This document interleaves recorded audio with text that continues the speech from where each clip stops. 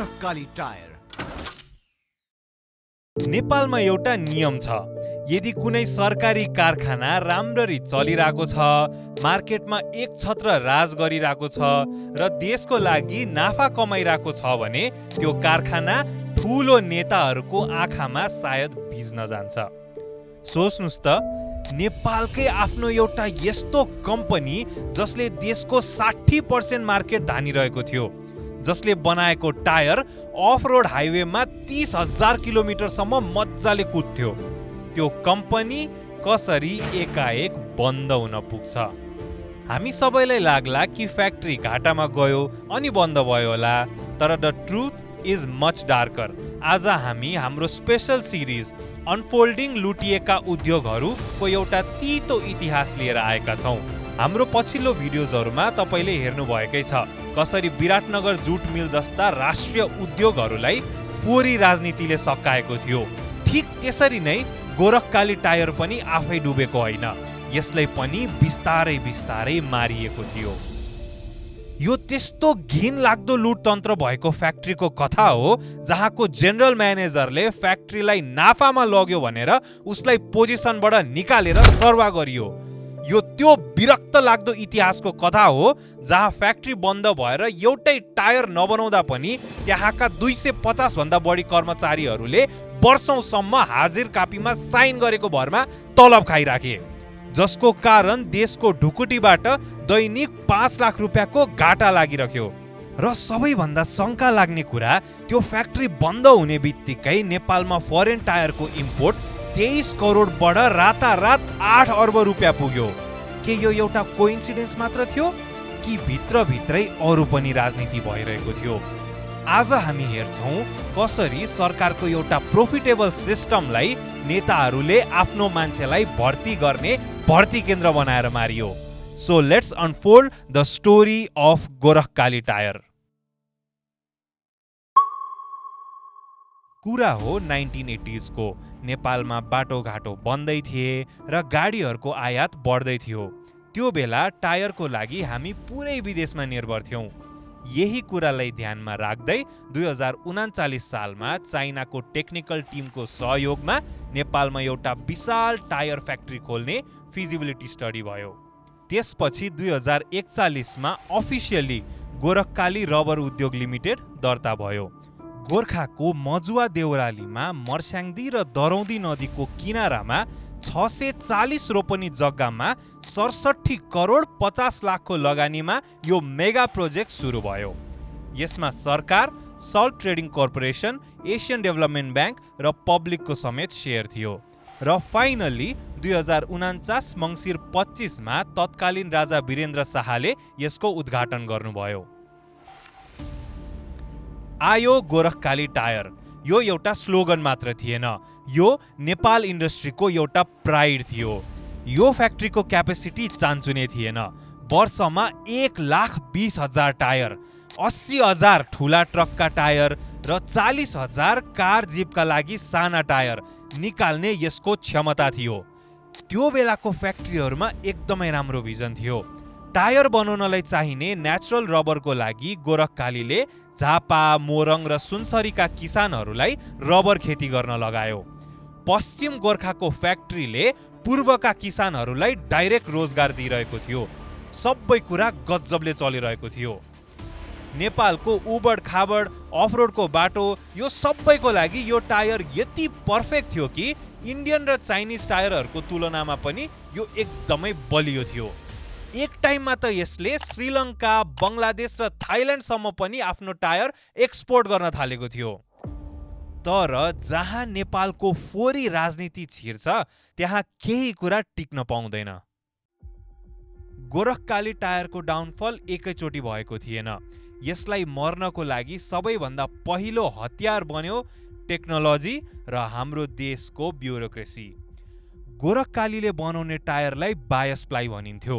यो पुरानो टेक्नोलोजी थियो जसमा नाइलन या पोलिस्टरको धागोहरू क्रिस क्रस तरिकाले बुनिएको हुन्थ्यो।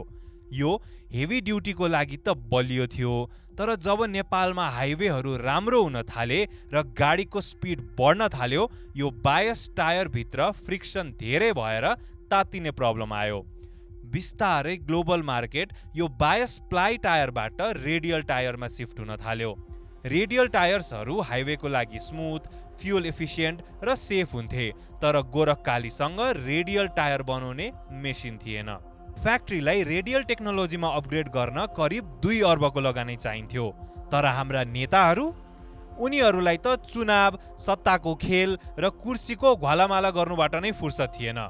फ्याक्ट्री आफ्नै पुरानै सिस्टममा चल्न बाध्य थियो र यसको असर गोरखकालीको टायर इन्डियन रेडियल टायर भन्दा 500 रुपियाँले महँगो हुन थाल्यो र गोदाममा 12 लाख रुपियाँ बराबरको टायरका स्ट्याकहरू सडेर बस्न थाले।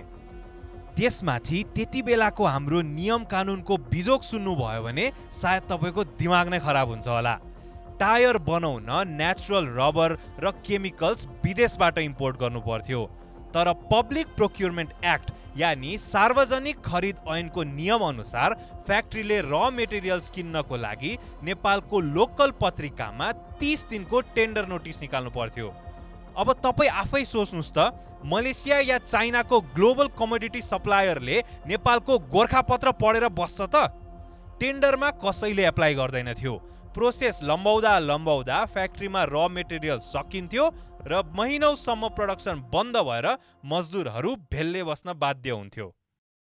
तर कुरा यति मात्र कहाँ हो र? यी सरकारी नियम त एउटा ट्रेलर मात्र हो।